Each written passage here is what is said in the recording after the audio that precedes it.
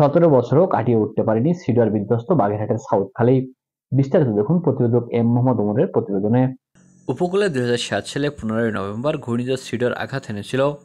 মুহূর্তের মধ্যে লণ্ডভণ্ড করে দিয়েছিল খুলনা, সাতক্ষীরা, বাগেরহাট, বরগুনা ও পটুয়াখালী উপকূলীয় জনপদ। কিছু বুঝতে পারার আগেই জলোচ্ছ্বাসে ভাসিয়ে নিয়েছিল ঘরবাড়ি, ফসলের ক্ষেতসহ পথচারীদের। এই ঘূর্ণিঝড়ে বেশি ক্ষতিগ্রস্ত হয়েছিল বাগেরহাটের শরণখোলা উপজেলার সাউথখালী এলাকা। এ গ্রামের প্রত্যেকটি ঘরবাড়ি বিধ্বস্ত হয়।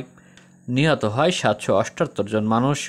পানি উন্নয়ন বোর্ডের ৩৫/১ ফোল্ডারের শরণখোলা মোড়লগঞ্জের উপকূলীয় বাঁধ উন্নয়ন প্রকল্পের মাধ্যমে ৬২ কিলোমিটার বাঁধ নির্মাণ করা হয়। চীনা একটি ঠিকাদারি প্রতিষ্ঠান ২০১৬ সালের ২৬ জানুয়ারি এ বাঁধের কাজ শুরু করে।